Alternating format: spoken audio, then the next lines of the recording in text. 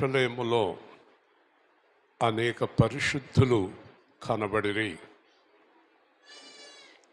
చనిపోయిన వారు తిరిగి లేచి, మొట్టమొదట చనిపోయిన వారిలో లేచిన వాడు యేసు. ఆయన ఒక మాట చెప్పటం విన్నాం, పరదేశులో ఉందు అన్నాడు. అంటే ఆత్మ పరదేశికి వెళ్ళింది. పరదేశం నుంచి మళ్ళీ క్రింది లోకాలకు వెళ్ళింది. అంటే ఒక్కరోజు కూడా ఆయన ఖాళీగా లేడు. సరే, ఆ సందర్భం మళ్ళీ మాట్లాడుకుందాం. యేసు ప్రభువు విశ్రాంతి దినము అన్నాడు. శనివారం పాత నిబంధనలో దేవుడు సృష్టి అంతా పూర్తి చేసిన దినము విశ్రాంతి దినం. విశ్రాంతి అనేది మనిషికి ఎప్పుడు కలుగుతుందంటే వారి పనులన్నీ పూర్తయిన తర్వాత. కానీ యేసు ప్రభులో ఉన్న వారి పనులన్నీ పూర్తయిపోయినాయి అనుకోవాలి, అప్పుడే విశ్రాంతి. ఎలా పూర్తయినాయి అండి? ఇంకా పెళ్ళి అవ్వలేదు, పిల్లలు లేరు, ఇంకా అనుకున్న పనులు ఏమో అవ్వలేదు అని మీరు అనుకుంటారు కదా. మీరు ఆయనలో ఆధారపడితే మీ పనులు పూర్తి చేసేది ఆయన, మీరు కాదు. దేవుని స్తోత్రం. బట్టే ఆయన పనులు పూర్తయినాయి, మీకు పూర్తి కాలేదు, అందుకే మీకు విశ్రాంతి లేదు. విశ్రాంతి అనే పదానికి చాలా అర్థాలు ఉన్నాయి. అవన్నీ కూడా మనం రాబోయే వాక్య భాగంలో విందాము.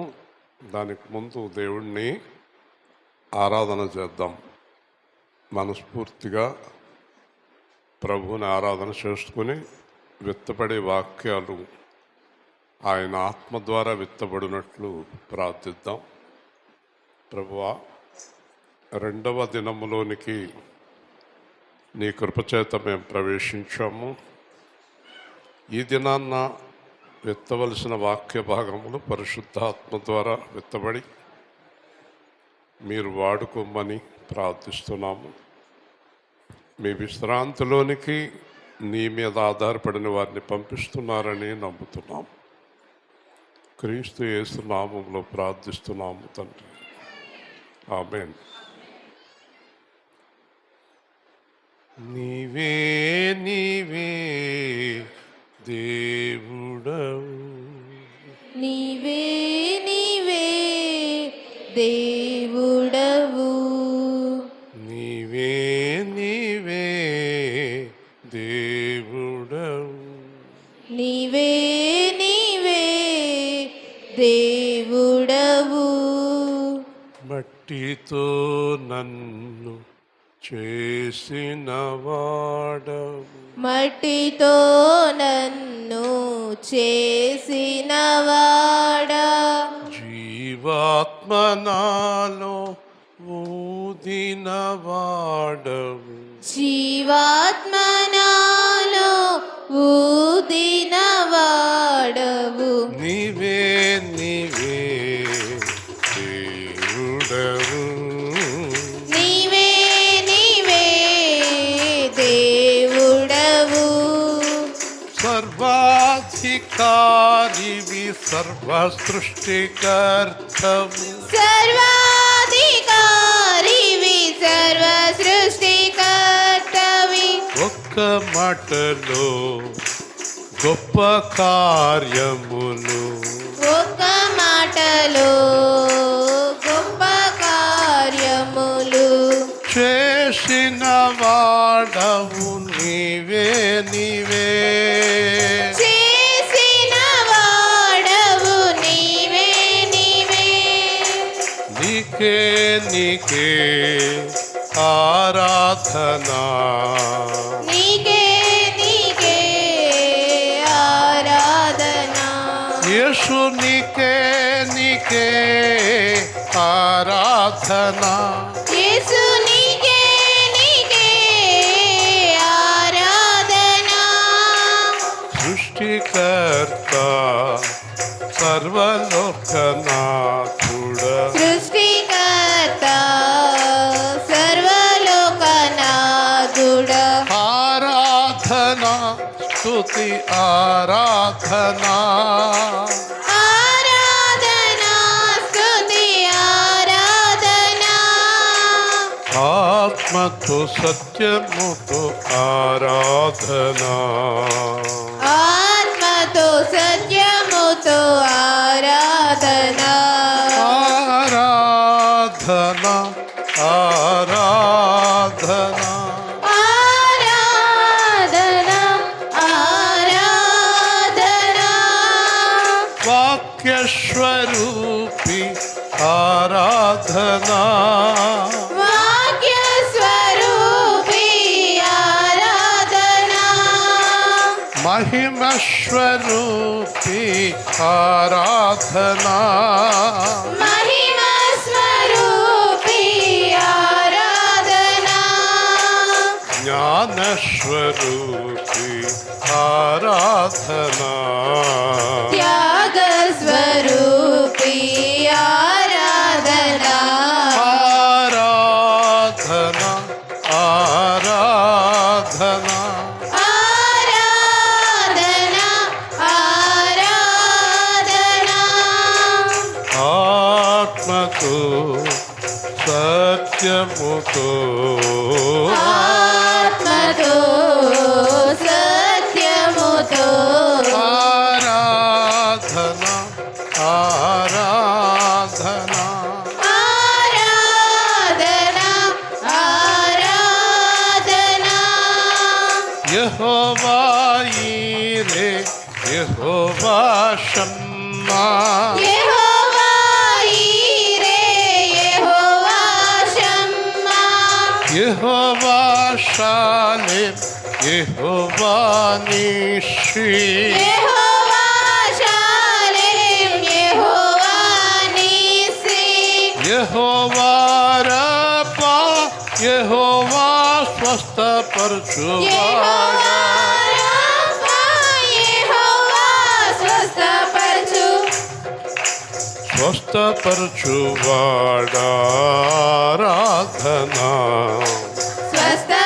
స్వస్థపరచువాడా ఆరాధనా పరలోకము నుండి చూస్తున్నవాడా పరలోకము నుండి చూస్తున్నవాడా సమస్త క్రియలు చేయువాడా సమస్త క్రియలు చేయువాడా ఆరాధనా ఆరాధనా ఆరాధనా ఆరాధనా ఆత్మతో సత్యముతో ఆత్మతో సత్యముతో ఆరాధనా ఆరాధనా ఆరాధనా ఆరాధనా నీ క్రియలే నిత్య జీవము నీ క్రియలే నిత్య జీవము నీ మార్గమే పరలోకము నీ మార్గమే పరలోకము పరిశుద్ధతయే అనుకూలము నీకు పరిశుద్ధతయే అనుకూలము నీకు పరిశుద్ధులే నీ రాజ్యము చేయుదురు పరిశుద్ధులే నీ రాజ్యము చేరుదురు పరిశుద్ధుడా ఆరాధనా పరిశుద్ధుడా ఆరాధనా ఆరాధనా స్తుతి ఆరాధనా ఆరాధనా స్తుతి ఆరాధనా యేసు ఆరాధనా స్తుతి ఆరాధనా ఆరాధనా స్తుతి ఆరాధనా ప్రభు ఆరాధనా స్తుతి ఆరాధనా ఆరాధనా స్తుతి ఆరాధనా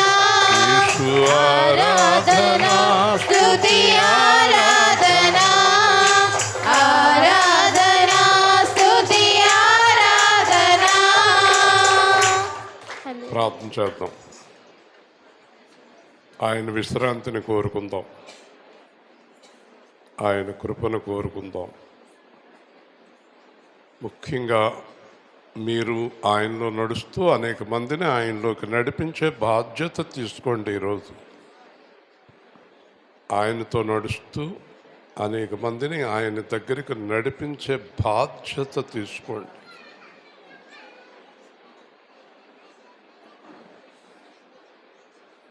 నేను ఆయనలాగా నడుస్తూ అనేక మందిని ఆయనతో నడిపిస్తాను. ఎంతో కాలం ఉన్నంతకాలం ఆయన పని చేద్దాం. ఆయన పని శ్రద్ధగా చేద్దాం. మిగిలిన జీవితం ఆయనలాగా జీవిద్దాం. తెలుసుకున్నాం, పాపము మరణము ఏలకూడదని,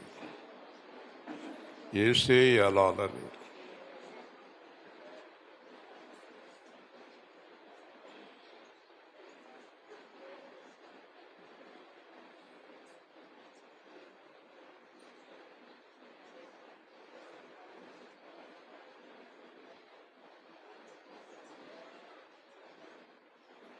ఆమేన్. కూర్చుందాం.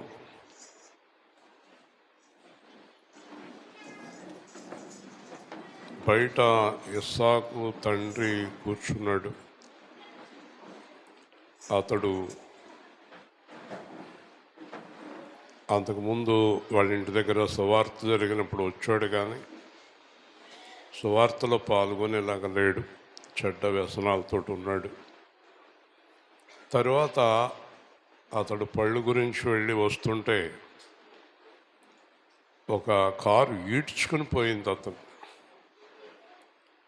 ఈడ్చుకుని పోతే ఇదంతా మొత్తం చీరిపోయి కాలు తీసేయాల్సినంత పరిస్థితి. మొత్తం మీద ప్రార్థన చేసాం. వెళ్ళి అక్కడ హాస్పిటల్లో ఉన్నారు. ఆపరేషన్ చేయడానికి కూడా చాలా టైం తీసుకున్నారు. చేయటం కుదరదని.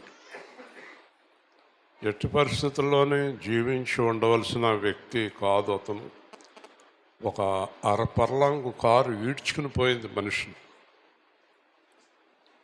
అయితే ఆశ్చర్యకరంగా ఆపరేషన్ జరగటం, రాడ్డు వేయటం.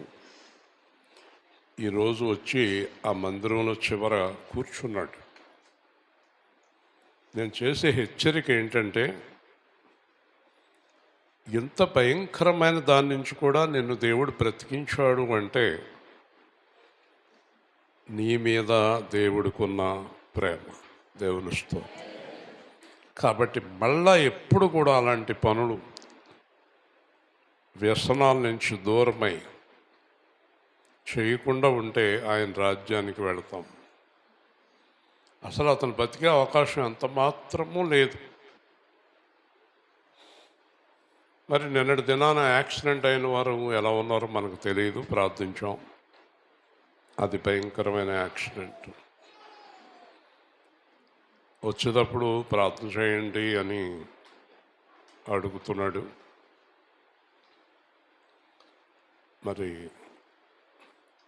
ప్రార్థనకు ముందు అతను ఇంకెప్పుడు నేను తప్పు చేయనని చెయ్యి చూపిస్తేనే ప్రార్థన చేస్తాను, ఇంకా తాగను.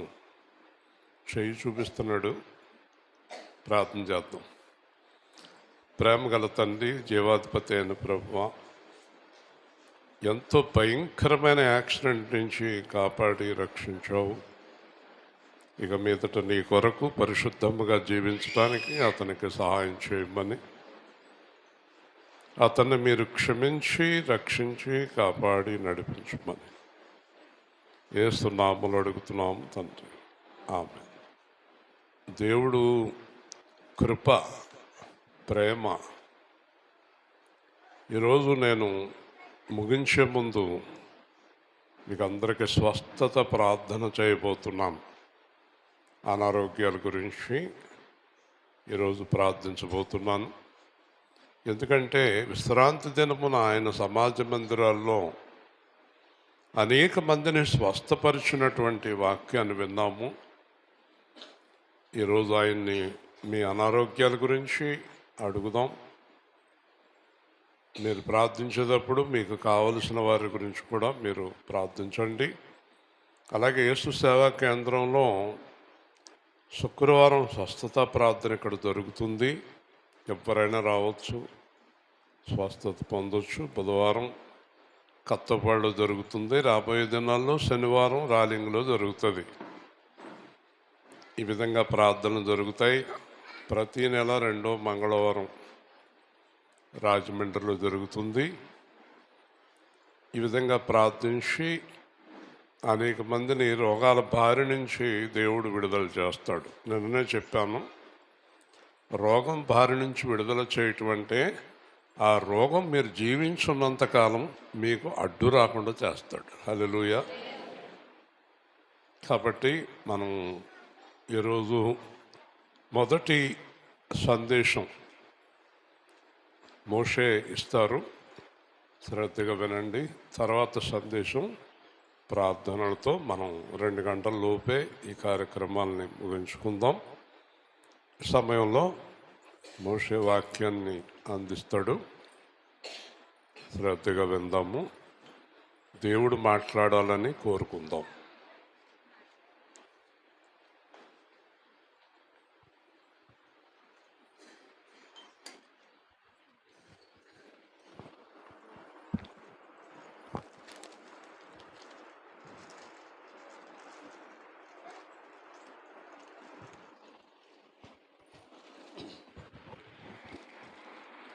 దేవునికే మహిమ కలుగును గాక అండి. చిన్న ప్రార్థన చేసుకుందాం.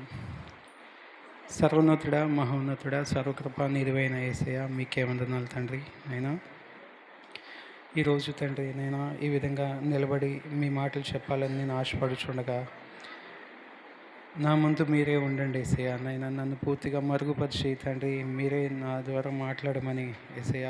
ఏమైతే నేను చెప్పాలనుకుంటున్నానో యేసయ్య, అది మీ చిత్తమైతే నా నోట్లోంచి ఆ మాటలు వచ్చేలా సహాయం చేయతండి. నేను మీరే మా ముందుండి నడిపించమని సర్వకృపా నిధివైన తండ్రి మీ నామంలో అడిగి వేడుకుంటున్నాం తండ్రి.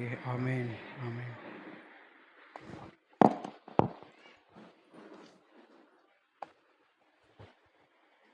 ఇస్కరియోతు యోధా గురించి కొన్ని మాటలు మీతో మాట్లాడదామని నేను ఆశపడుతున్నానండి.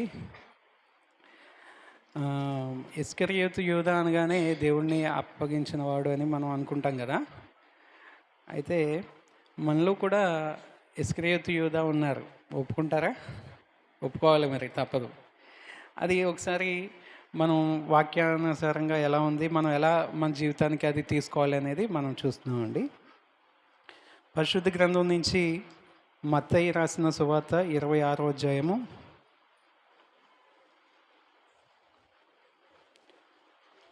48వ వచనం చదవండి.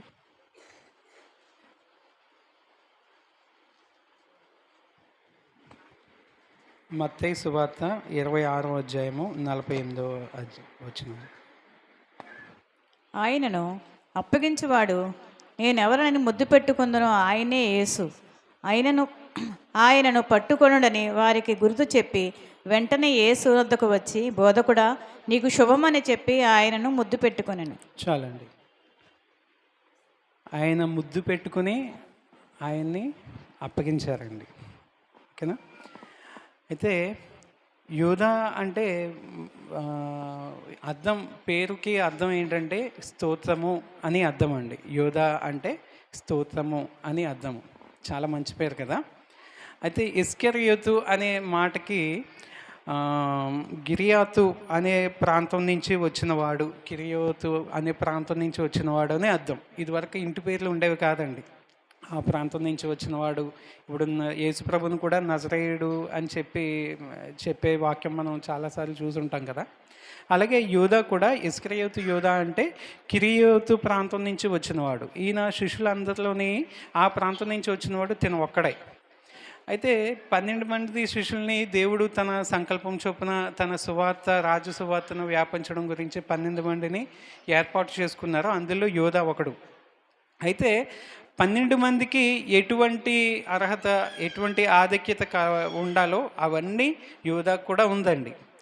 తన చాలా ఇష్టడుగా యోధాని పిలుచుకున్నాడు. అది మనకి మార్కు సువార్త 3వ అధ్యాయంలో కనిపిస్తుందండి. 13వ వచనంలో ఆయన కొండ మీద ప్రసంగం చేసేటప్పుడు ఇష్టలైన వారిని తన దగ్గరికి పిలుచుకున్నట్టుగా మనం ఆ వచనంలో చూస్తామండి. అయితే 19వ వచనంలో ఆయన్ని అప్పగించిన వాడు ఇస్కరియోతు యోధా అని ఉంటుందండి. అది తనకి తాను తెచ్చుకున్న పేరు అది. యోధా అనేదేమో దేవుని కృప వల్ల తనకు వచ్చిన పేరు. నెక్స్ట్ తనకి తాను తెచ్చుకున్న పేరు ఏంటి?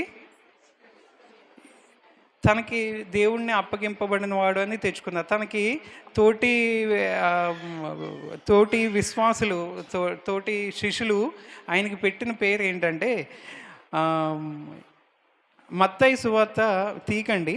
మత్తయి సువార్త 10వ అధ్యాయం 4వ వచనంలో ప్రభువును అప్పగింపవాడు అని మత్తయి తనకు పేరు పెట్టాడండి. నెక్స్ట్ లూకా సువార్త 6:16లో అతనికి ద్రోహి అని పేరు పెట్టారండి. ద్రోహి అని పిలువబడ్డాడు. యోహాను 12:6లో దొంగ అని పిలువబడ్డాడండి. చూసారా ఆయనకి ఎన్ని పేర్లు ఉన్నాయో. యేసుప్రభు కూడా తన అపవిత్రుడు అని పిలిచాడు. ఎవరిని? ఇస్కరియోతు యోధాని. అవునా? అయితే ఇస్కరియోతు యోధా ఫస్ట్ నుంచి చెడ్డ గుణం కలిగి చెడ్డ విధానాల్లో చెడ్డ ఆలోచనలో బాగా మలినమైపోయి ఉన్నాడు. అయితే యేసుప్రభుతో నడుచుకుంటున్నాడు, యేసుప్రభుతోనే ఉంటున్నాడు, ఆయన శిశు బృందంలో పనిచేస్తూ ఉంటూనే, కానీ తన మనసు ఎప్పుడు మారలేదు. తన మనసు ఎప్పుడు లోకానుసారంగానే ఉంది. తన దేవుడితో ఉన్నాను అని అలా ఉన్నాడే కానీ తను ఎప్పుడు మార్పు అనేది తనలో లేదు. అయితే మనం ఒక్కసారి చూస్తే 1వ తిమోతి తనకి ఎక్కువ ధనాపేక్ష అనేది బాగా ఎక్కువ అండి. చిన్నప్పటి నుంచి తన ఎక్కువగా ధనాపేక్ష, ఎక్కువ ధనం సంపాదించాలి, డబ్బు ఎక్కువ తీసుకోవాలి, ధనం ఎక్కువ సంపాదించాలి అనే దాంట్లోనే ఉండిపోతూ మనకి యోహానులో కనిపిస్తుందండి. మనకి కుష్ఠరోగి అయిన సీమోను ఇంటికి దేవుడు, ఒకసారి తీకండి నేను చెప్తాను మళ్ళీ. కుష్ఠరోగి అయిన సీమోను ఇంటికి భోజనానికి వెళ్ళినప్పుడు యేసుప్రభు తన శిష్య బృందంతో కలిపి వెళ్ళినప్పుడు ఒక స్త్రీ ఒక విలువైన అత్తరు బుడ్డి తీసుకొచ్చి ఆయన తల మీద పోసినట్టుగా మనం బైబిల్లో చదువుతాం. గుర్తుందా మీకు? అప్పుడు కొంతమంది శిష్యులు సనుక్కున్నారు, ఎంత విలువైంది ఎందుకు అలా పాడు చేసావు, దాన్ని అమ్మి బేదలకు ఇవ్వచ్చు కదా అని చెప్పి కొంతమంది శిష్యులు, అంటే అందులో ప్రధానమైన వాడు యోధా, సనుక్కుంటాడనమాట. అయితే మన యోహాన్ గారు ఆయన గురించి చాలా క్లియర్గా రాశారు. ఎలా అంటే 12వ అధ్యాయము 6వ వచనంలో కనిపిస్తుంది. యోహాను సువార్త 12వ అధ్యాయము 6వ వచనము. యోహాను సువార్త 12వ అధ్యాయము 6వ వచనము.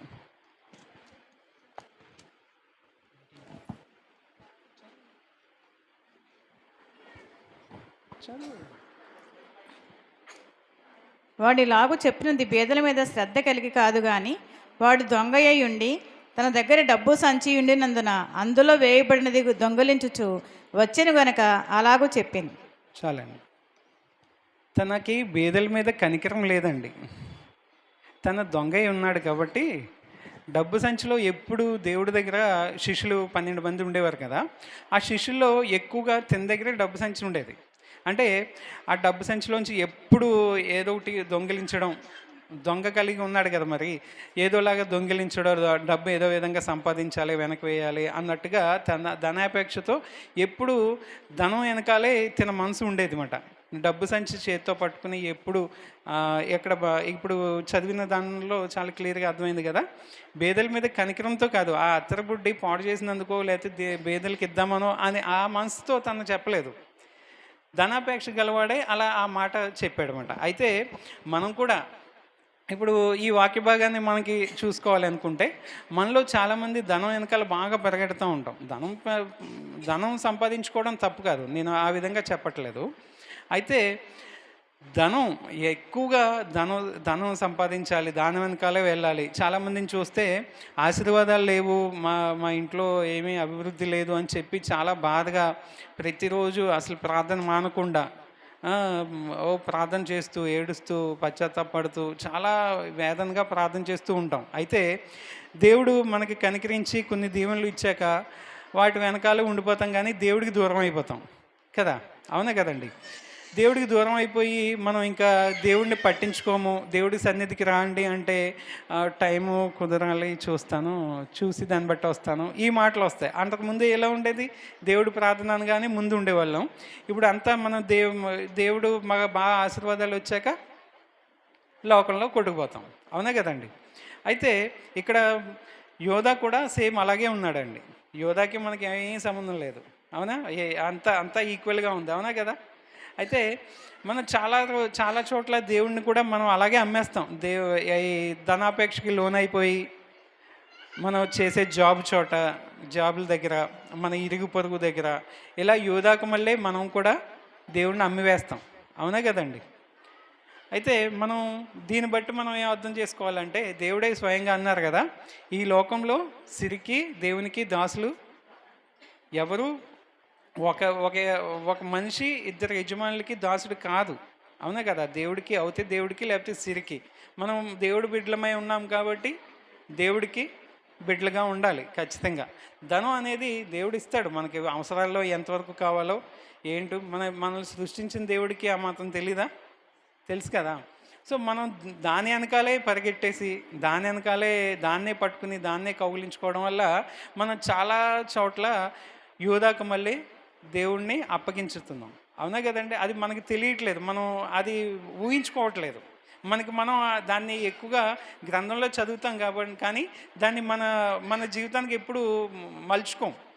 నిజమే కదా, మనం ఈ విధంగా ఉన్నాం కదా, ఇలా మార్చుకోవాలి కదా అని మనం ఎప్పుడూ అలా అనుకోం. అవునా కదండి? నిజమా?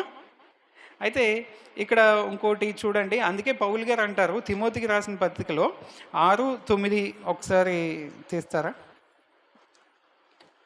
తిమోతికి రాసిన పత్రికలో 6వ అధ్యాయము. ధనవంతులగుటకు అపేక్షించేవారు శోధనలోను ఉరిలోను అవివేకయుక్తములు హానికరములైన అనేక దురాశలోనూ పడుదురు. అట్టివి మనుషులకు నష్టములోను నాశనంలోనూ ముంచివేయను. ఎందుకనగా ధనాపేక్ష సమస్తమైన కీడులకు మూలము. చాలండి, విన్నారు కదండి?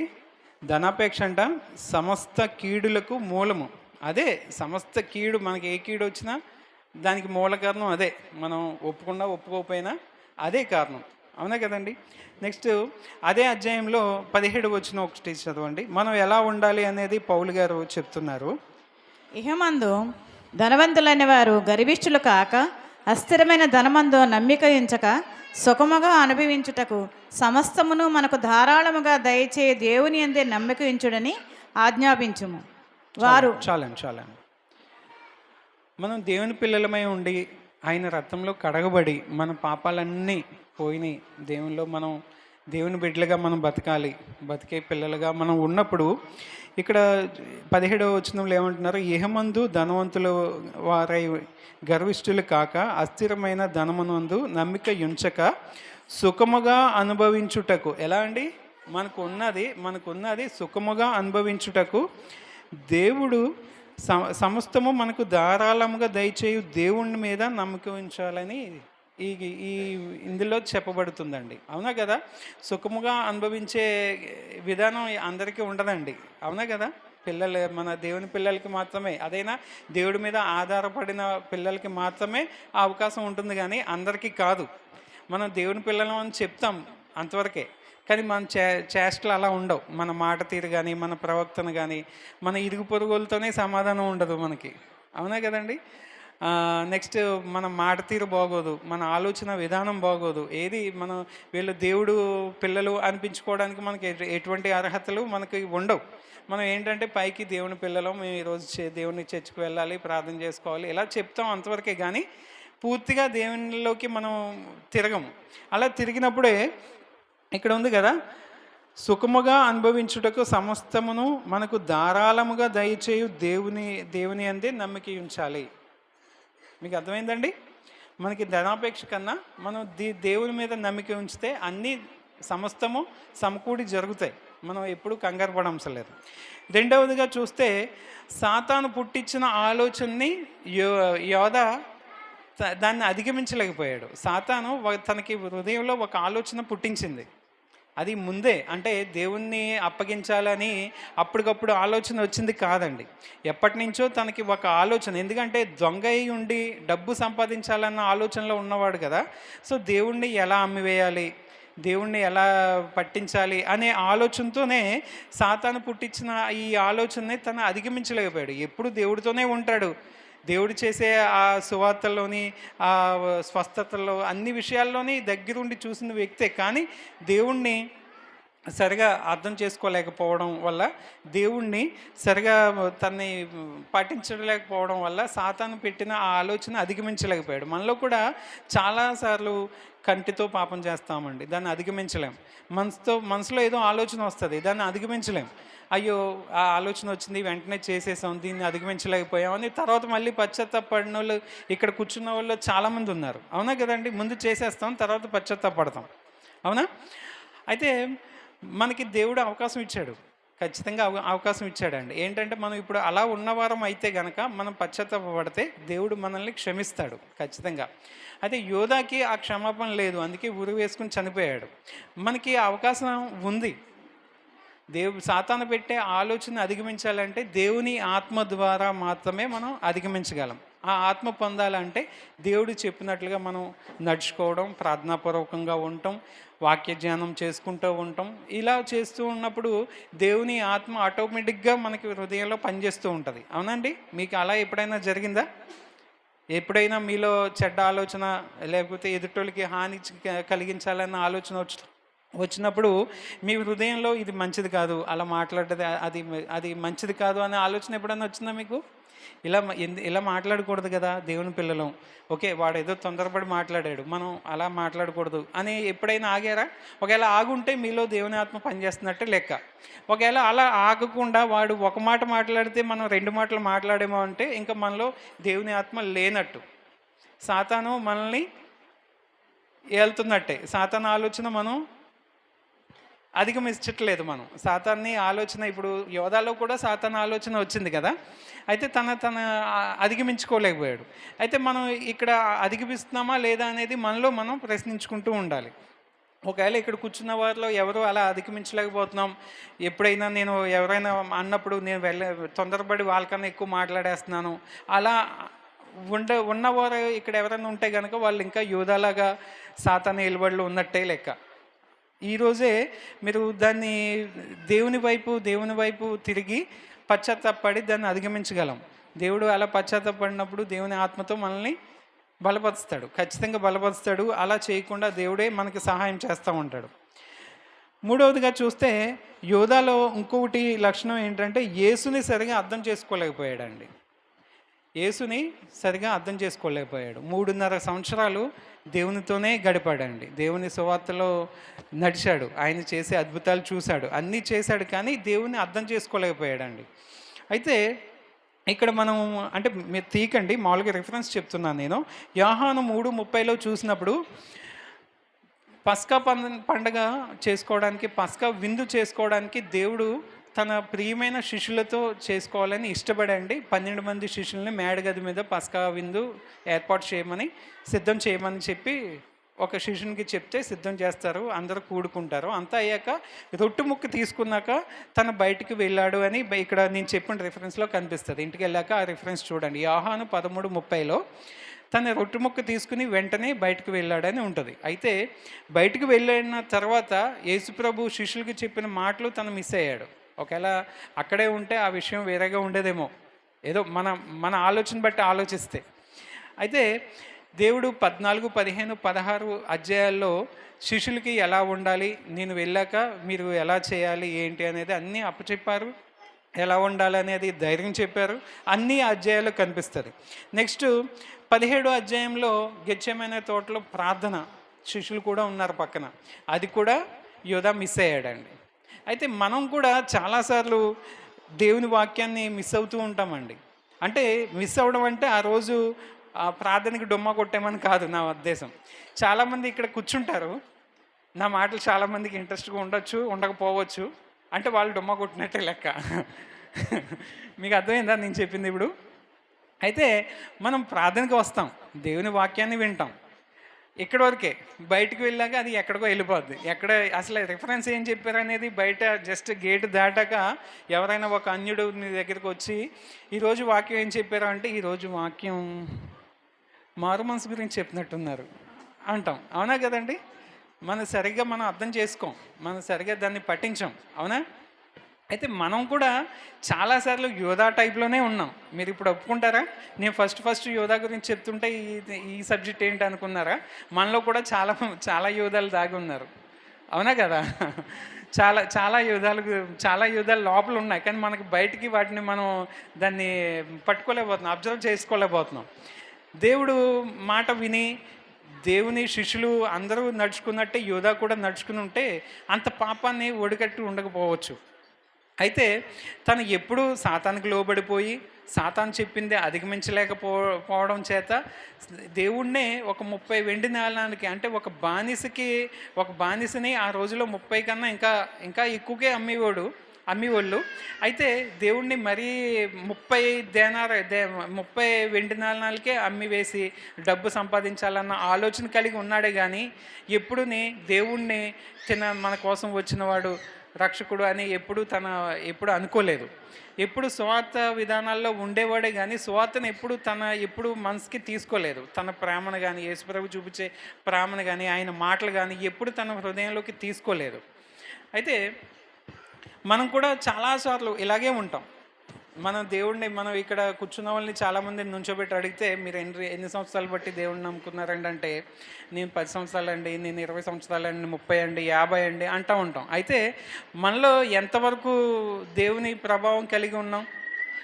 ఇక్కడ రెండో కొరింథీయుల్లో చెప్తాడు కదా, 3వ అధ్యాయం 2వ వచనంలో పౌలు గారు చెప్తారు, మనం నడుస్తున్న సువార్త పత్రికల వల్లే ఉండాలి. అవునా? అలా ఉన్నామా? మనం నడుస్తుంటే అలా ఉందా? మన నడవడికి అలాగే ఉందా? ఒకసారి మనల్ని మనం అబ్జర్వ్ చేసుకోవాలి. ఈ సందర్భంలో మన మాట తీరు, మన ప్రవర్తన, మన మనసు, మన విధానాలు అన్నీ దేవునికి మహిమపరిచేలా ఉన్నాయా లేవా అనేది ప్రతి ఒక్కరు, మనలో 2 ఉంటారు లోపల, అది బయటికి రాదు, కనిపించదు. ఇక్కడ చక్కగా ఉండేవాళ్ళు పైకి కనిపించేది ఒకటి, లోపల వేరేగా ఉంటుంది. అది చాలా ఘోరంగా ఉంటుంది అన్నమాట లోపల మనిషి. అది దాన్ని పైనుండే మనిషి, లోపల ఉన్న మనిషిని ఒక్కసారి ఇక్కడ కూర్చున్న వాళ్ళందరూ అడగండి. ఈ క్షణమే మీరు ప్రశ్నించుకోండి, నేను అలాగే ఉన్నానా? యోధాలా ఉన్నానా? లేకపోతే దేవుడికి నడిసే పత్రిక వలె ఉన్నానా? మన నడవడిక సువార్తలా ఉండాలటండి. దైవజనులు చెప్తూ ఉంటారు కదా, మన నడవడికే సువార్త చేసినట్టుగా ఉండాలి. మనం ప్రత్యేకించి మన గంటల తరబడి ఎంత సువార్త చేసినా వృధాయే. మనం మంచి విధానాల్లో లేనప్పుడు మనం బైబిల్ పట్టుకుని ఎలా చెప్పినా వృధా ప్రయాస. అవునా? నేను రోజుకి 2కి సువార్త చేసేస్తున్నాను అంటారు, మళ్ళీ ఇంటికి వెళ్ళాక మామూలుగానే ఉంటారు. భర్తతో గొడవ, భార్యతో గొడవ, పిల్లలతో ఇబ్బంది, ఇరుగు పొరుగు వాళ్ళతో ఇబ్బంది, ఇవన్నీ కామన్గానే ఉంటాయి, కానీ సువార్త చేసేస్తూ ఉంటాం. అంటే మనం అలా లేము, నడిసే సువార్త పత్రిక వల్లే లేం మనం. అవునా కదా? మనం అది అర్థం చేసుకుంటూ ఉండాలి. మనం ఎప్పటికప్పుడు మన విధానాలు, మన మాట తీరు ఎలా ఉంది ఏంటి, ప్రతి క్షణము మనల్ని మనం అబ్జర్వ్ చేసుకుంటూ పరీక్షించుకుంటూ ఉండాలి. నెక్స్ట్ 4వదిగా ఆయన ఏం చేశాడంటే దుష్ట సాంగత్యం ఎక్కువ చేసేవాడండి. యోధా ఎప్పుడు దుష్ట సాంగత్యం అంటే దేవుడితోనే ఉంటూ ఇటు పరిసయ్యులతోనూ, నెక్స్ట్ ఇటు అధికారులతోనూ ఇలా ఎక్కువగా ఉండేవాడు అన్నమాట. ఎందుకంటే ఏదో విధంగా కొంచెం ఇప్పుడు చూడండి, మనం కొద్ది డబ్బుతో ఎక్కువ సంపాదించేయాలి అని మనం తేడాగా అడుగులేస్తూ ఉంటాం కదా. అదేవిధంగా యోధా కూడా ఆ విధంగానే ఎక్కడ ఏది దొరుకుతుంది, ఎక్కడ ఏది లబ్ధితో నాకు చేకూరుతుంది, ఎక్కడ ఏ లాభం వస్తుంది అనే టైప్లో ఇక్కడ ఇటు ఆశ్రయించుకునేవాడు, అటు లోకంలో కూడా ఉండేవాడు అన్నమాట. అందుకే యూదులు కూడా చాలా వరకు యేసుప్రభుని ఎరగలేదు. యోధా సామ్రాజ్యంలో చాలామంది మన యేసుప్రభుని ఎరగలేదు. వాళ్ళతోనే ఉండి ఎప్పుడు వాళ్ళని మెప్పు ఎప్పుడు పొందలేదు. బైబిల్లో కూడా ఉంది కదా, చాలా సందర్భాల్లో చూస్తూ ఉంటాం మనం. ఆయన జనాంగమే ఆయన్ని తునీకరించారు. అవునా కదండి? మీకు అంత కొత్తగా ఉందా ఏంటి? మాటలు రావట్లేదు నోట్లోంచి. అవునా కదా? ఆయన జనాంగమే ఆయన్ని తునీకరించారు. ఆయన జనాంగం ఏమని లెక్కేసింది? మా రాజు ఒక యుద్ధ వీరుడిలా వస్తాడు అని చెప్పి అంటే ఈయన ఎలా వచ్చాడు? శాంతి దూతగా వచ్చారు. అవునా? ఆయన మా రాజు సింహంలా వస్తాడని వాళ్ళు అనుకున్నారు, కానీ ఈయన ఒక గొర్రె పిల్లలా వచ్చాడు. అవునా కదా?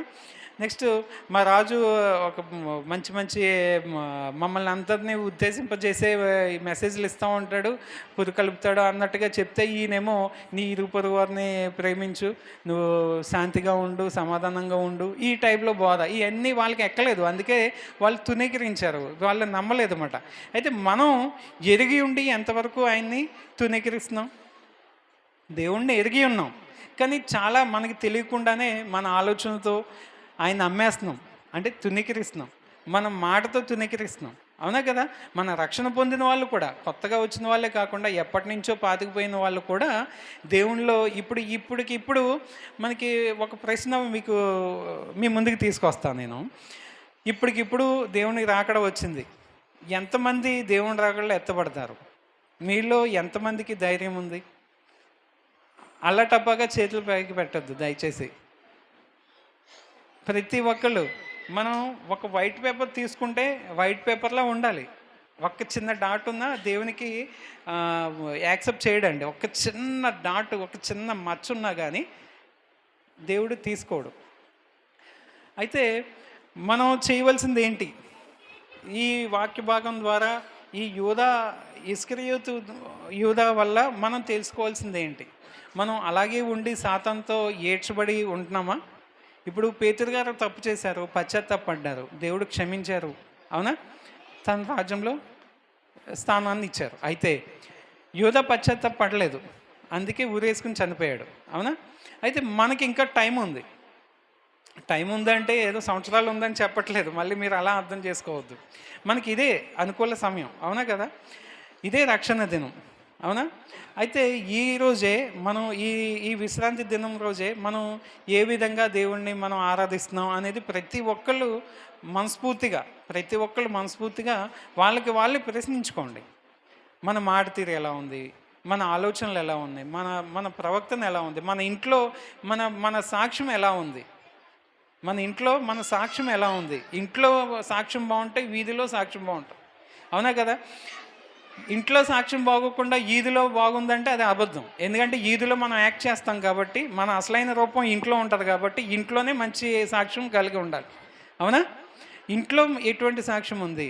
మన ఇరుగు పొరుగు వాళ్ళ దగ్గర ఎలా సాక్ష్యం ఉంది? ఆ సాక్ష్యం బాగుందా లేదా? దేవునికి నచ్చుద్దా లేదా? మనం దేవుని పిల్లలుగా ఉండి దేవునికి మహిమపరిచే విధంగా ఉన్నామా లేదా? ఈ ఈ ఈ మనిషి ద్వారా, అంటే యోధా ద్వారా మనం ఏం తెలుసుకుంటున్నాం? యోధాలాగానే ఉండిపోతామా? దేవుడి రాకడ బాగా సమీపంగా ఉంది. ఎంత సమీపంగా ఉందంటే కొన్ని విషయాలు మీతో చెప్తున్నాను. అంటే వేరేగా మిమ్మల్ని భయపెట్టాలనో కాదు, కానీ కొన్ని విషయాలు, నాకు తెలిసిన విషయాలు మీకు చెప్తాను. మనకి ఈ దానియేలు గ్రంథంలోని, అలాగే ప్రకటన గ్రంథంలోని కొన్ని విషయాల ద్వారా కొన్ని గుర్తులు మనకి దేవుడు ఉంచి వెళ్ళారు. అంటే దేవుని రాకడ, మీరు రెండో రాకడ వచ్చినప్పుడు మేము ఎలా తెలుసుకోవాలని శిష్యులు అడిగినప్పుడు దేవుడు చెప్పిన మాటలు కొన్ని ఉన్నాయి. అవునా? అయితే వాటి ద్వారా చూసుకుంటే యుద్ధాలు జరుగుతాయి అన్నారు. అవునా? యుద్ధాలు జరుగుతున్నాయండి.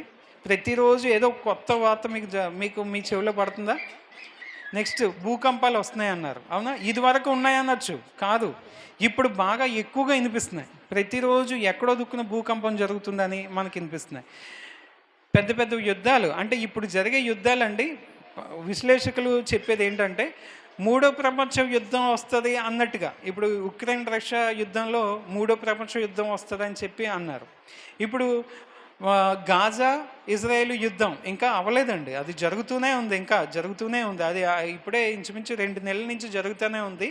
ఇది ఇంకా ముదిరిపోతే కానీ తగ్గదని చెప్పి విశ్లేషకులు చెప్తున్నారు. అంటే మూడో ప్రపంచ యుద్ధం వస్తుందని చెప్పి విశ్లేషకులు చెప్తున్నారు. యుద్ధ సమాచారాలు బాగా ఎక్కువగా కనిపిస్తున్నాయి. ఓకేనా? మూడవది ఏంటంటే, యూదులు మోషే గారి కాలంలో ఎర్రగా ఉండే ఒక దూడని బలి ఇచ్చారు. మీకు తెలుసా? నిర్గమకాండంలో మనం చదివితే మనకు తెలుస్తుంది. అయితే అటువంటి బలి ఇప్పటి వరకు మళ్ళీ జరగలేదు. అది ఇప్పుడు యూదులు మన పోయిన 2022లో ఒక 5 ఎర్రని దూడల్ని అమెరికా నుంచి తెప్పించుకున్నారండి. మీకు ఇదంతా నేను వేరేగా చెప్పట్లేదు, ఇదంతా వాస్తవంగా చెప్తున్నాను, ఇవన్నీ జాగ్రత్తగా వినండి. అమెరికా నుంచి తెప్పించుకున్నప్పుడు అందులో ఒక మచ్చైనా లేకుండా, ఒక వెంట్రుక కలర్ మారినా కానీ అది పనిచేయదండి. అది పూర్తిగా రెడ్ షేడ్లో ఉండాలి, పూర్తిగా ఎర్రని దూడై ఉండాలి. అది 3 సంవత్సరాలు మించి ఉండకూడదు. దాని మీద ఎటువంటి బరువు, ఎటువంటి కాడి, మోపి ఉండకూడదు. అది అది అది ఎటువంటి పని చేసి ఉండకూడదు అన్నమాట. అటువంటి ఒక 5 ఇంచుమించు చాలా ఖర్చు పెట్టి చాలా ఈ మధ్యకాలంలో చాలా వరకు చేశారు. కానీ మొన్న 2022లో దొరికితే అవి తీసుకొచ్చి ఇప్పటికీ మన ఇజ్రాయెల్లో పెంచుతున్నారు దాన్ని. వాటికి ఇది 3 సంవత్సరాలు మించకూడదు. దేవునికి దాన్ని బలి ఇవ్వాలంటే 3 సంవత్సరాలు మించకూడదు. అయితే అవి తెచ్చి ఈ అక్టోబర్కి 3 సంవత్సరాలు అవుతాయి. ఇప్పుడు వచ్చే అక్టోబర్కి 3 సంవత్సరాలు అవుతాయి. అంటే ఈ అక్టోబర్ లోపే బలియాగం అనేది జరగబోతుంది. 5లో ఒకటి ఫెయిల్ అయిపోయింది, తీసేశారు. ఇంకా 4 కూడా ఈ అక్టోబర్ లోపు, అంటే సెప్టెంబర్లో అవ్వచ్చు, ఆగస్టులో అవ్వచ్చు, లేకపోతే జూన్లో అవ్వచ్చు, జూలైలో అవ్వచ్చు, ఎప్పుడో చెప్పలేం. వాటిలో మిగతా ఈ 4 ఏదో ఒక దానికి బలియాగం అనేది జరుగుద్ది. అదైతే ఖచ్చితం. బలియాగం జరిగాక, మీరు వింటున్నారా, బలియాగం జరిగిన వెంటనే సొలొమోను గారు కట్టిన ఆ మందిరం ఏదైతే కూల్చబడిందో అదే ప్లేస్లో 3వ దేవాలయం అనేది కట్టబడుతుంది. మీకు అర్థమవుతుందా నేను చెప్పేది? 3వ దేవాలయం అనేది కట్టబడుతుంది. ఆ దేవాలయం ప్లేస్లో ప్రజెంటు ఒక మసీదు ఒకటి ఉంది. ఆ మసీదు గురించే గాజా వాళ్ళు యుద్ధం మొదలుపెట్టారు. అది ఇంకా జరుగుతుంది. ఇప్పుడు గాజా ఇజ్రాయెల్ యుద్ధానికి కారణం ఇప్పుడు వాళ్ళు ఎర్రని పేర్లు తేవడమే వాళ్ళకి ఇబ్బంది. ఏది గాజా వాళ్ళకి ఇబ్బంది అంటే ముస్లిం కంట్రీస్కి ఇబ్బంది. ఎందుకంటే ముస్లిం ఇది వచ్చి బలియాగం ఎప్పుడైతే చేశారో వెంటనే ఆ మసీదు పడగొట్టడం, అక్కడ చర్చి కట్టడం అనేది జరుగుద్ది. మసీదు పడగొడితే వాళ్ళకి ఆహం దెబ్బతింటుంది, అవునా కదా? సో అలా జరగకుండా ఉండాలని ఇప్పుడు ముస్లిం కంట్రీస్ ఏది పైకి రావట్లేదు, కానీ ముస్లిం కంట్రీస్ చాలా వరకు గాజాకి సపోర్టెడ్గా ఉన్నాయి. మీకు అర్థమైందా? అసలు యుద్ధం స్టార్ట్ అయిందే ఇది మూల కారణం. ఓకేనా? ఇప్పుడు వాళ్ళు ఎప్పుడైతే వాళ్ళు బలియాగం చేస్తారో, మనకి కోవిడ్ సమయంలో చైనాలో ఒక 10,000 పడకలు గల ఒక హాస్పిటల్ ఒక 10 రోజుల్లో కట్టారు. మీకు ఎప్పుడైనా విన్నారా? మీకు దృష్టికి ఎప్పుడు రాలేదా? కోవిడ్ సమయంలో 2019లో 10,000 పడకలు కలిగిన ఒక హాస్పిటల్, అంటే చాలా పెద్ద హాస్పిటల్. అంటే హైదరాబాద్ వెళ్తే గాంధీ హాస్పిటల్ ఐడియా ఉంటుందా మనకి? దానికన్నా 4-5 రెట్లు పెద్దది. అర్థమైందా? మన తణుకులో ఉన్న గవర్నమెంట్ హాస్పిటల్ ఉంది కదా, దానికన్నా ఒక 20-30 రెట్లు పెద్దది. మీకు తెలియడం గురించి చెప్తున్నాను. అర్థమైందా? అంత పెద్ద హాస్పిటల్ జస్ట్ 10 డేస్లో కట్టేశారు వాళ్ళు. ఏదో మోపులు పెట్టి కట్టడం కాదు, చాలా స్ట్రాంగ్గా కట్టారు. అటువంటిది 10 రోజుల్లో కట్టగలిగారు కదా. అదే ఇప్పుడు విశ్లేషకులు, దైవజనులైన వారు ఏం చెప్తున్నారంటే, ఎప్పుడైతే బలి యాగం జరుగుద్దో ఇప్పటికే 3వ దేవాలయం కట్టడం గురించి ప్రతి నట్టు బోల్టుతో సహా అన్నీ రెడీగా పెట్టుకున్నారండి యూదులైన వారు. యూదులు ప్రపంచవ్యాప్తంగా చెల్లాచెదురైపోయారు కదా. అయితే యూదులు ఎక్కడ ఉన్నా కానీ ఒక మంచి స్థాయిలోనే ఉన్నారు వాళ్ళు. ఇప్పుడు అమెరికన్ ఎకానమీ అంటే అమెరికన్ డబ్బు సంబంధించిన విధానాల్లో అంతా యూదులు ఎక్కువ మంది ఉన్నారండి. మీకు అర్థమైందా? అలా చాలా దేశాల్లో చెదిరిపోయి ఉన్న జనాల్లో యూదులు ఒక ప్రధానమైన స్థానంలో ఉన్నారు. వాళ్ళేమి కింద స్థాయిలో ఏం లేరు. మంచి ఆస్తి గలవారై, చాలా మంచి తెలివి జ్ఞానంతో ఉన్నవారే యూదులు. అయితే వాళ్ళు ప్రతిదీ రెడీ చేసుకుని ఉన్నారు. అయితే చాలామంది దైవజనులు చెప్పడం ఏంటంటే, చర్చు జస్ట్ మసీదు పడగొట్టి చర్చు వితిన్ 3 or 4 days, అంటే 3-4 రోజుల్లో చర్చ్ నిర్మాణం అనేది జరుగుద్దట అండి. ఎంత ఆశ్చర్యం చేసింది తెలుసా? 3-4 రోజుల్లో చర్చ్ అనేది కంప్లీట్ అయిపోద్ది. అంటే ఒక 2 పిల్లర్స్ లేపి దాని మీద స్లాబ్ వేసి అది కాదండి చర్చ్ అంటే. ఆ చర్చికి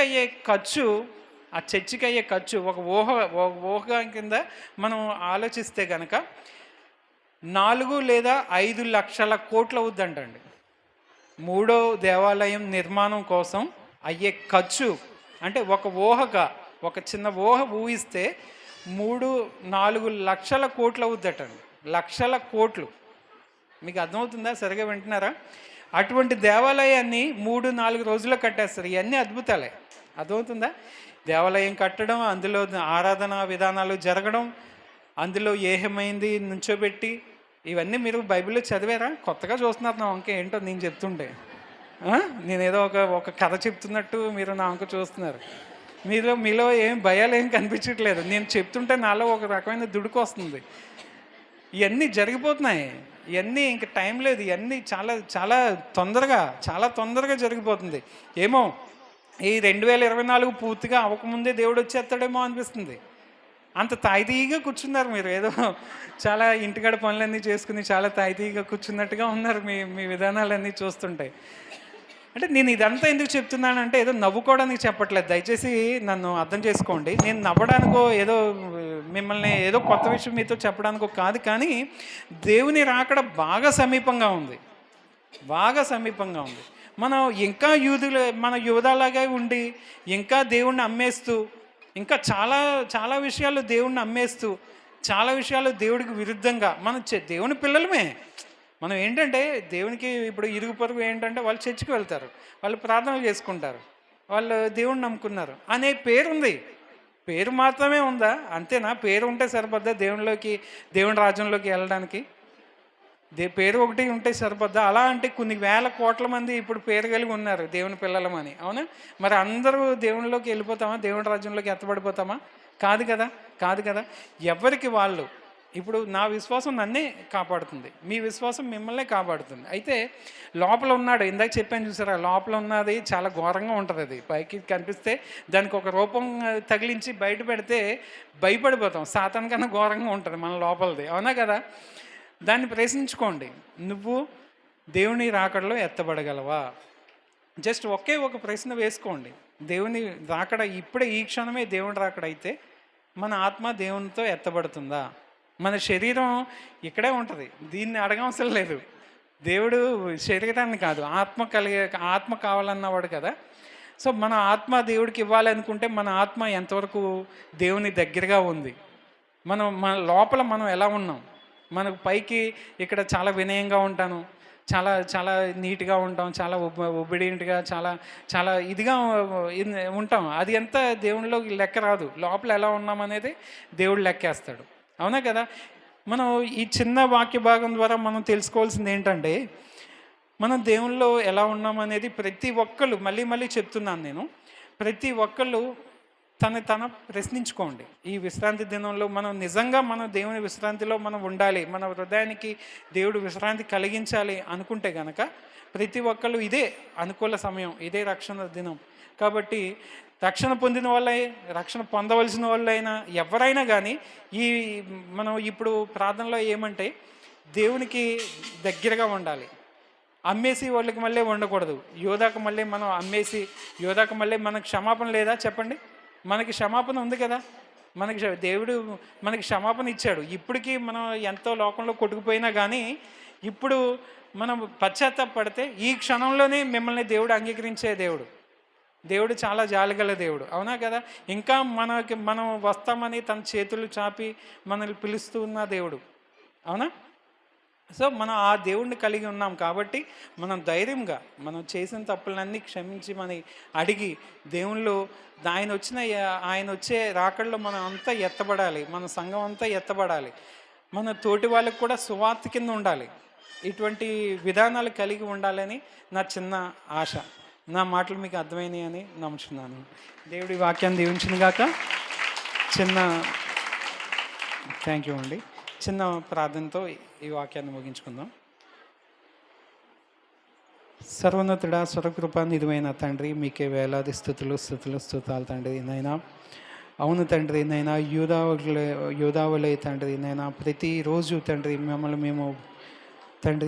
మిమ్మల్ని మేము అమ్మివేస్తూ తండ్రి, నైనా మీకు దూరంగా మేము ఉంటున్నాం తండ్రి. నైనా మేము చెప్పుకోవడానికి క్రైస్తవంలోనే ఉంటున్నాము కానీ తండ్రి నైనా మీకు నచ్చే బిడ్డలుగా మేము ఉండలేదు తండ్రి నైనా.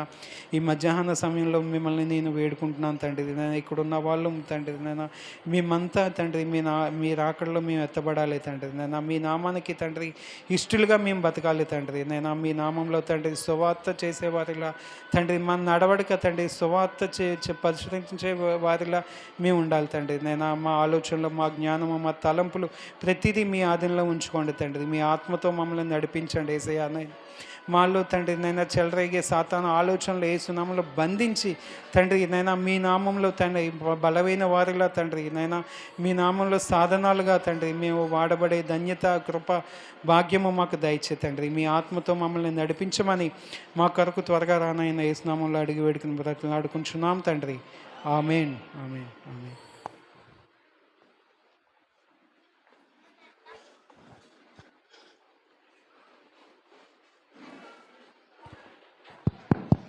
మజ్జిగ ఇస్తారు, ఒక 10 నిమిషాలు మజ్జిగ తాగిన తర్వాత రెండో వాక్య భాగానికి వెళ్దాము. ఈరోజు అబ్బాయి చెప్పిన విషయాలు చూస్తే ఇస్కరియోతు యోత లాంటి సేవకులు, విశ్వాసులే ఎక్కువ. ఇస్కరియోతు యోత ఏం చేశాడు? కానుకల పెట్టెలో కానుకలు దొంగిలించాడు. అతను ధన వ్యామోహాన్ని కలిగి ఉన్నాడు. కానీ అందరికీ అర్థమయ్యేటట్టు చేశాడు ప్రభు. అతని గురించి అందరికీ అర్థమైంది, దొంగ, అతడు దొంగ అని అందరికీ అర్థమైంది. కానీ ఈ సేవకురాండ్రు విశ్వాసులు పైకి దొరల వలె ఉంటారు. వీళ్ళు అతను దొంగ అని అర్థమైంది, వీళ్ళు అర్థం అవరు. కానీ వీళ్ళ కాన్సెప్ట్, ప్రతి మాట, వీళ్ళ ఆలోచనలంతా డబ్బు దగ్గరికి వెళ్తుంది. నాకు తెలిసి ఇస్కరియోతు యోధ వీళ్ళందరికంటే చాలా మంచివాడు. అంత దారుణమైన వ్యక్తులు ఈరోజు. ఒక పాస్టర్ అంటాడు మొన్న, మీకు ఎవరికైనా ప్రత్యేకమైన ప్రార్థన కావాలంటే కవర్లు వస్తాయి, మీకు 5,000 కవర్లో పెట్టి ఇవ్వండి. వాళ్ళ అబ్బాయిలు ఇద్దరు కూడా చెరుకు సంఘాన్ని నడుపుతున్నారు. వాళ్ళు అలాగే డబ్బులు పెట్టి పట్టురండి. ప్రత్యేక ప్రార్థన మీకు కావాలంటే. ప్రత్యేక ప్రార్థన అంటే అర్థం ఏంటి? అసలు ప్రత్యేక ప్రార్థన అనేది బైబిల్లో ఉందా? అసలు ఈ బుద్ధిహీనులు ఏం మాట్లాడతారు? ప్రత్యేక ప్రార్థన ఏంటి? ఏదైనా ప్రార్థనే, ప్రత్యేక ప్రార్థన అంటూ ఏమీ లేదు. కాబట్టి దొంగల వలె కనపడకుండా దొరల వలె యాక్ట్ చేస్తూ ఒక ఆయన తణుకులో మీటింగ్ పెడితే 2004 అక్టోబర్ 24న అంటాడు, మీరందరూ మనిషికి 1000 రూపాయలు కానుక పట్టరండి, మీ దగ్గర లేకపోతే అప్పు చేసి పట్టరండి అంటున్నాడు. అప్పు చేసి పట్టురావాలట. చూస్తున్నారా? కింద కూర్చున్న వాళ్ళు అంతే, పైన ఉన్నవాడు అంతే. పాస్టర్ల కన్నా వీళ్ళు తక్కువ తినలేదు, వీళ్ళకన్నా ఈయన తక్కువ తినలేదు. కాబట్టి ధన వ్యామోహం కలిగిన వారు ఎవ్వరూ ఆయన రాజ్యంలో ఉండరు. దేవుని స్తోత్రం. డబ్బును ప్రేమించేవారు ఎవ్వరూ దేవుడి రాజ్యంలోకి వెళ్ళరు. ఇది మీరు ఎప్పుడూ మర్చిపోవద్దు. కాబట్టి నేను ఒక సేవకుడిగా ఉన్నాను.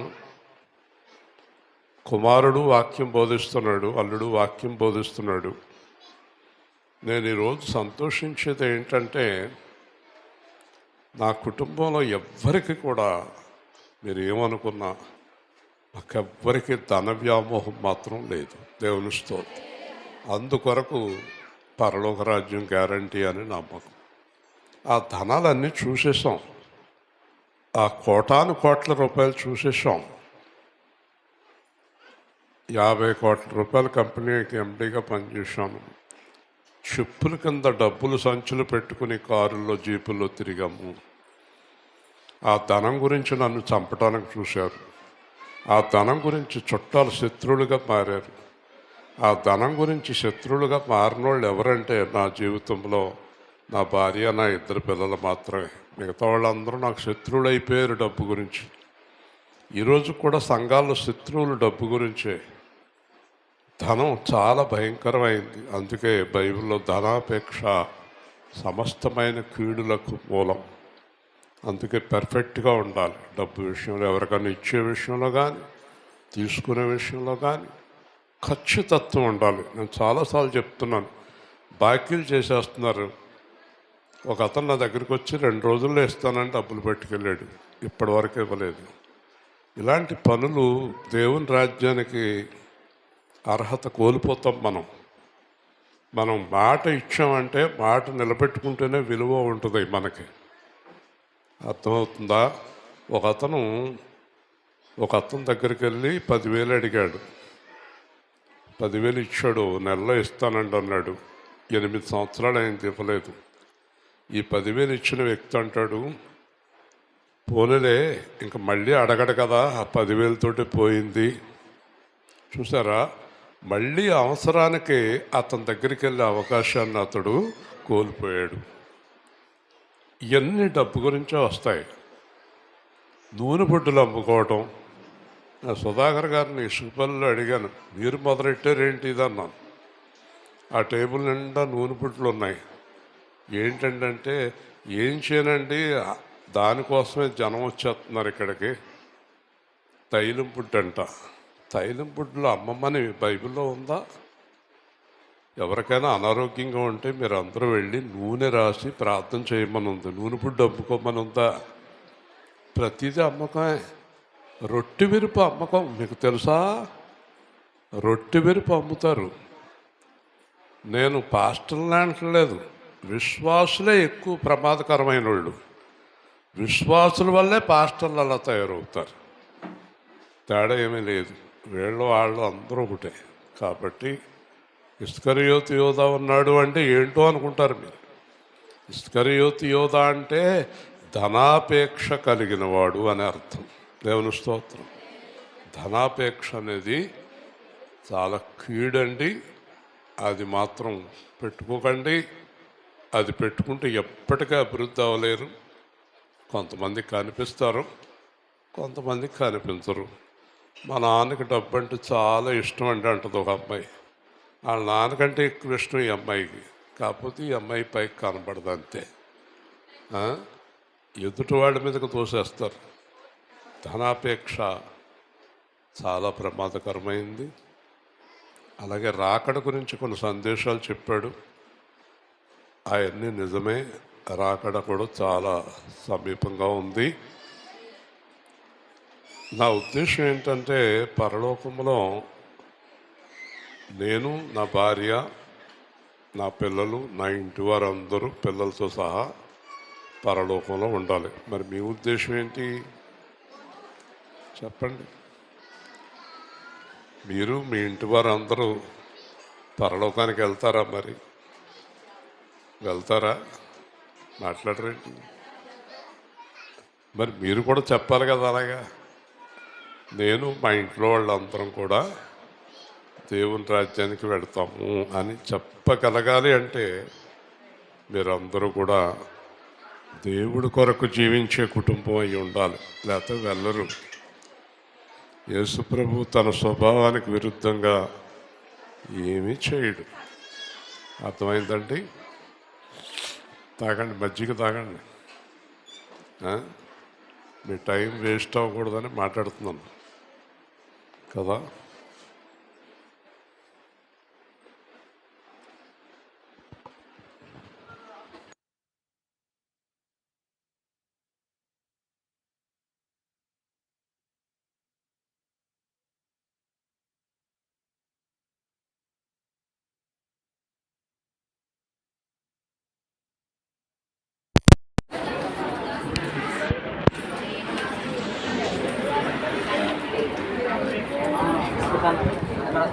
పాట దాకా అయిపోయి వచ్చాడు.